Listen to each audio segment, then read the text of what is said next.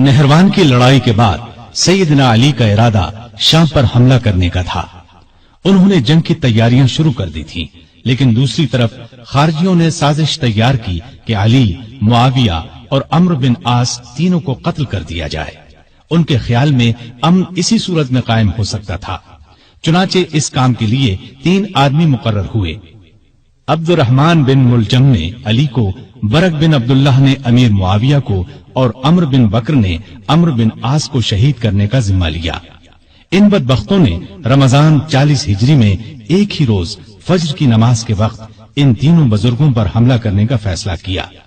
मिस्र के गवर्नर अम्र बिन आस उस रोज बीमार थे। उन्होंने उस रोज खारिजा बिन हुजाफा को नमाज पढ़ाने के लिए भेजा। लिहाजा अम्र बिन बकर ने उनके धोखे में खारिजा बिन हुजाफा को शहीद कर दिया। दिमश्क में बरक बिन अब्दुल्लाह ने अमीर मुआविया पर हमला उस वक्त किया जब वो मस्जिद के दरवाजे से निकल रहे थे। उन्हें मामूली जख्म आया। कूफे में अब्दुर्रहमान बिन मुलजम मलून सैयदना अली के रास्ते में छुपकर बैठ गया। जब वो फज्र की नमाज के लिए मस्जिद की तरफ चले तो उन पर तलवार का वार किया। सर पर शदीद जख्म आया। इब्ने मुलजम को गिरफ्तार कर लिया गया। सैयदना अली ने अपने बेटों हसन और हुसैन को बुलाकर कुछ नसीहतें की और अपने कातिल के बारे में फरमाया, इसे खाना खिलाओ, पानी पिलाओ और अच्छी तरह रखो। अगर मैं इस जख्म से मर जाऊं तो इसे कत्ल करना। शरीयत का यही हुक्म है। इसके नाक और कान वगैरह न काटना। अगर मैं बच गया तो मेरी मर्जी, चाहे इससे बदला लूं या मुआफ कर दूं। इब्ने मुलजम की तलवार जहर आलूद थी। वो उस जख्म से शहीद हो गए। इन्ना लिल्लाहि व इन्ना इलैहि राजिऊन। ये रमजान की 17, 18, 19, 20 या 21 में से कोई तारीख थी। हिजरत का 40वां साल था और उनकी उम्र उस वक्त 63 साल थी। सैयदना अली को अपनी खिलाफत के जमाने में सुकून का सांस लेना नसीब न हुआ। फिर भी उन्होंने मुल्की इंतजामात के सिलसिले में कोई कसर उठा न रखी। मिजाज में हद दर्जे सादगी थी। अल्लाह का खौफ बेपनाह था। फकीराना जिंदगी बसर की। गवर्नरों और अफसरों की सख्त निगरानी करते थे। किसी ओहदेदार के खिलाफ शिकायत मिलती तो उसके खिलाफ कार्रवाई करते। आपको अदल इंसाफ का हद दर्जे ख्याल था। सबसे पूरा इंसाफ करते थे, यहां तक कि अपनी जात से भी इंसाफ करते। हर एक के लिए उनका दरवाजा हर वक्त खुला रहता था। बिला रोक टोक कोई भी उनके पास आ सकता था। रियाया पर बहुत मेहरबान थे। उनकी बेहतरी के लिए जो हो सकता था करते थे। बाजारों में गश्त करते थे। बैतुल माल में जो रकम जमा होती थी खुले दिल के साथ गरीबों, मिस्कीनों और दूसरे हकदारों में तकसीम फरमा देते। गैर मुस्लिमों के साथ भी अच्छा बर्ताव करते थे। बसरे के गवर्नर उस्मान बिन हुनैफ ने किसी अमीर आदमी की दावत कबूल कर ली। आपको इत्तला मिली तो उसे लिखा, ऐ इब्ने हुनैफ, मैंने सुना है कि बसरे के एक दौलतमंद ने तुम्हें बड़ी शानदार दावत दी। तुमने ये दावत कबूल कर ली और किस्म किस्म के खाने बड़े इत्मीनान और बड़े मजे से खाए। मुझे तुमसे ये उम्मीद नहीं थी कि तुम इस किस्म की दावतों में शरीक हुआ करोगे जिनमें गरीबों को पूछा तक नहीं जाता।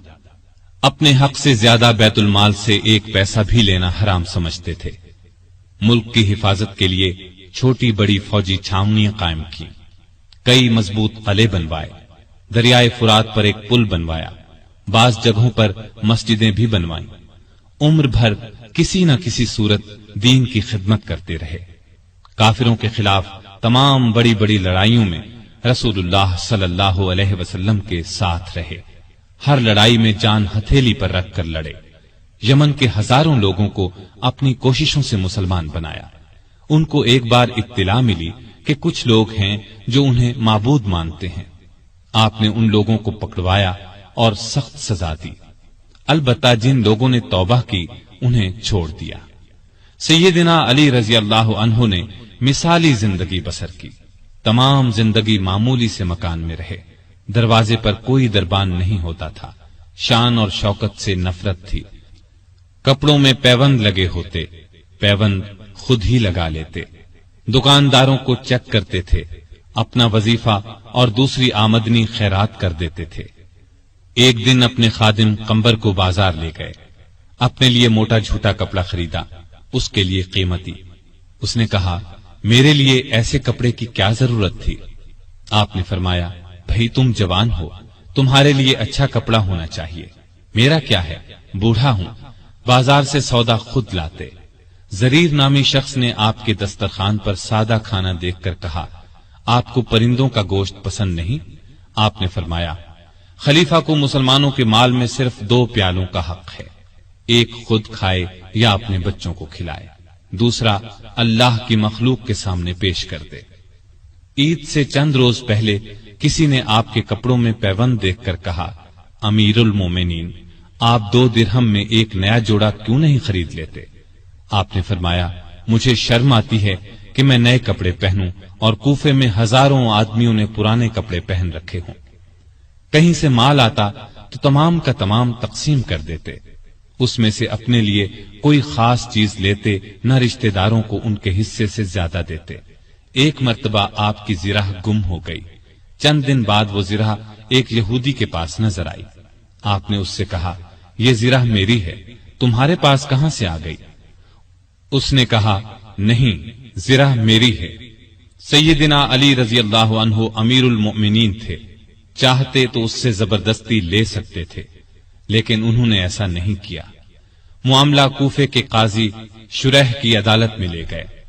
قاضی صاحب نے آپ کا دعویٰ سنا، یہودی کا جواب سنا، پھر علی سے کہا اپنے گواہ لائیے۔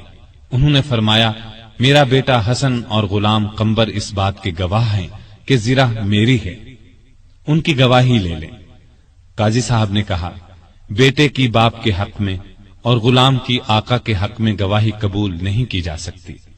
اس پر سیدنا علی نے فرمایا عجیب بات ہے، آپ حسن کی گواہی قبول نہیں کرتے، کیا آپ کو معلوم نہیں ہے کہ رسول اللہ صلی اللہ علیہ وسلم نے حسن اور حسین کو جنت کے جوانوں کے سردار فرمایا ہے؟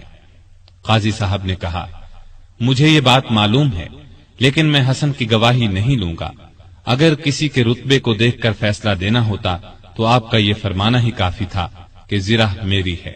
یہ سن کر علی نے خوش ہو کر فرمایا مجھے آپ کا فیصلہ منظور ہے، یہ زرہ یہودی کے پاس ہی رہے گی۔ ان کی بات سن کر یہودی پکار اٹھا۔ قاضی صاحب نے جو فیصلہ دیا اور علی نے جس طرح اس فیصلے کو مانا، اس سے مجھے یقین ہو گیا کہ آپ کا دین سچا ہے، یہ زرہ واقعی علی رضی اللہ عنہ کی ہے۔ اس کے ساتھ ہی وہ کلمہ پڑھ کر مسلمان ہو گیا۔ آپ درمیانے قد کے دوہرے بدن کے تھے، چہرہ بہت خوبصورت اور باروب رونق والا تھا۔ خیبر کی لڑائی کے موقع پر رسول اللہ صلی اللہ علیہ وسلم نے آپ کو دعا دی تھی، اے اللہ علی سے گرمی سردی کا اثر دور کر دے۔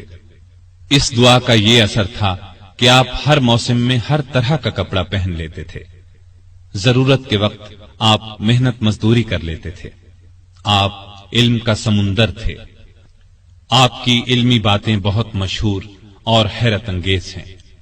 ایک عورت سیدنا علی رضی اللہ عنہ کی خدمت میں حاضر ہوئی، اس نے شکایت کی کہ میرا بھائی 600 دینار چھوڑ کر فوت ہوا ہے، جب یہ رقم وارثوں میں تقسیم کی گئی تو مجھے صرف 1 دینار دیا گیا کہ تمہارے حصے میں 1 ہی دینار آتا ہے۔ آپ رضی اللہ عنہ نے اس کی شکایت پر غور کیا، پھر بولے شاید تمہارے بھائی نے 1 بیوی، 2 لڑکیاں، 1 ماں، 1 بہن اور 12 بیٹے چھوڑے ہیں۔ عورت نے حیران ہو کر کہا آپ کا اندازہ بالکل درست ہے۔ اس پر سیدنا علی رضی اللہ عنہ نے فرمایا تب تمہارے حصے میں 1 ہی دینار آتا ہے۔ سیدنا علی دن رات کا زیادہ حصہ اللہ کی عبادت میں گزارتے تھے، نماز پڑھتے تو اللہ کی ذات کے سوا کسی چیز کا ہوش نہ رہتا۔ صدیق اکبر، فاروق اعظم اور عثمان ذو النورین رضی اللہ عنہم اپنے دور خلافت میں سیدنا علی سے خاص معاملات میں مشورہ کرتے تھے۔ شجاعت سیدنا علی کا خاص وصف تھا، اتنے بہادر اور نڈر تھے کہ طاقتور سے طاقتور دشمن کی پرواہ نہیں کرتے تھے۔ تبوک کے علاوہ قریب قریب ہر لڑائی میں وہ شریک رہے، انہیں اللہ کا شیر لقب ملا۔ نہتے پر وار نہیں کرتے تھے، ایک لڑائی میں اپنے دشمن کو گرا لیا، اسے قتل کرنے لگے تو اس نے ان کے منہ پر تھوک دیا، وہ فوراً اس کے سینے سے اتر آئے، اس کی جان بخش دی۔ کسی نے پوچھا آپ نے اسے کیوں چھوڑ دیا؟ فرمایا میں تو اس سے اللہ کے لیے لڑ رہا تھا، اس نے جو حرکت کی تو اس پر مجھے غصہ آ گیا، اب میں اسے قتل کرتا تو گویا اس قتل میں میرا غصہ بھی شامل ہوتا، اس کا مطلب یہ ہوتا کہ میں نے اسے اپنی ذات کے لیے قتل کیا ہے۔ سیدنا علی کی بہادری کے واقعات ہمیشہ تابندہ رہیں گے۔ ان کو رسول اللہ صلی اللہ علیہ وسلم سے بہت محبت تھی، رسول اللہ کو بھی سیدنا علی اور آپ کی اولاد سے بہت محبت تھی۔ سیدنا حسن اور حسین کو رسول کریم صلی اللہ علیہ وسلم اپنے کندھوں پر اٹھاتے اور فرمایا کرتے تھے، اے اللہ میں ان دونوں سے محبت کرتا ہوں، جو ان سے محبت کرے تو بھی اس سے محبت کر، اور جو ان سے بغض رکھے تو بھی انہیں مبغوض رکھ۔ سیدہ فاطمہ سے سیدنا علی کے ہاں 3 بیٹے اور 2 بیٹیاں ہوئیں، ان کے نام یہ ہیں حسن، حسین، محسن، زینب اور ام کلثوم۔ محسن بچپن میں فوت ہوئے۔ سیدہ فاطمہ کی زندگی میں سیدنا علی نے دوسری شادی نہیں کی، ان کی وفات کے بعد کئی شادیاں کی، جن سے 11 لڑکے اور 15 لڑکیاں ہوئیں۔ اس طرح ان کے کل 14 لڑکے اور 17 لڑکیاں ہوئیں۔ آپ کے چند حکیمانہ اقوال یہ ہیں: غریب وہ ہے جس کا کوئی دوست نہ ہو، گناہوں پر شرمندہ ہونا ان کو مٹا دیتا ہے، اور نیکیوں پر مغرور ہونا ان کو برباد کر دیتا ہے۔ علم مال سے بہتر ہے، اس لیے کہ علم تمہاری حفاظت کرتا ہے، جبکہ مال کی حفاظت تمہیں کرنا پڑتی ہے۔ جو چیز نہ آتی ہو اس کے سیکھنے میں شرم نہ کرو۔ کسی سوال کا جواب نہ آتا ہو تو یہ کہنے میں نہ شرماؤ کہ میں نہیں جانتا۔ سخاوت وہ ہے جو مانگنے سے پہلے ہو، معاف کر دینا بہت اچھا انتقام ہے۔ مصیبت میں گھبرانا سب سے بڑی مصیبت ہے۔ لالچ سے کچھ روزی بڑھ نہیں جاتی، لیکن انسان کی قدر گھٹ جاتی ہے۔ بات کہنے والے کو نہ دیکھو بلکہ بات کو دیکھو۔ نیکی کی کوئی قدر کرے نہ کرے، تم نیکی کیے جاؤ۔ سخت ترین گناہ وہ ہے جو کرنے والے کے نزدیک معمولی ہو۔ مصیبتوں کا مقابلہ صبر سے کرو اور نعمتوں کی حفاظت شکر سے کرو۔ اللہ تعالیٰ ان پر اپنی رحمتیں نازل فرمائے، آمین۔